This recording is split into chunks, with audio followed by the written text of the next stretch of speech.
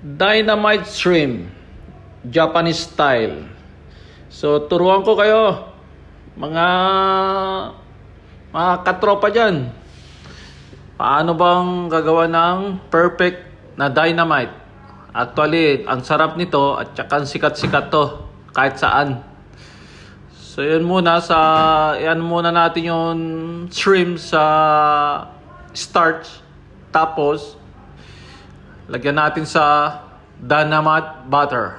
So ihalo lang natin diyan maigi para ma-cover yung butter. Tapos nakaset yun na mantika natin sa 170 to 180 yung fryer natin.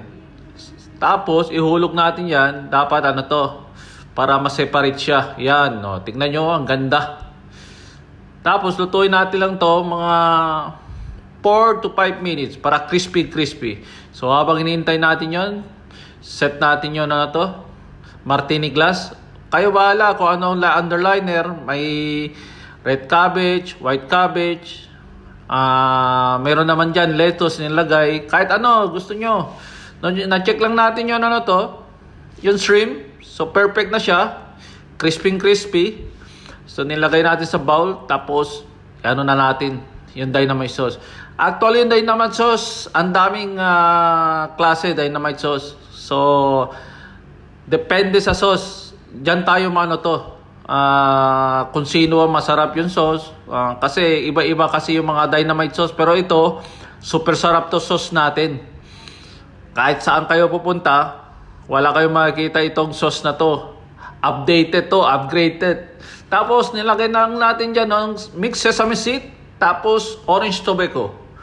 So yun na ang ganda. So yan ang dynamite natin, isi-serve. Thank you for watching. Shoutout muna tayo sa mga kaibigan natin around the world. Worldwide ya tayo, no?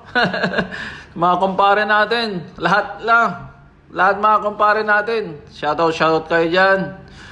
Mga kapamilya natin. Ano pa ba? Kapamilya. Kapamilya ba? Yan ang dynamite natin. Thank you for watching. So yun, ano yan? Yun na lang kayo, ha? Pindutin nyo na lang yan. Yun sinusulat niya, Salamat. Ano daw yan? Pwede basahin? Yan. Thank you.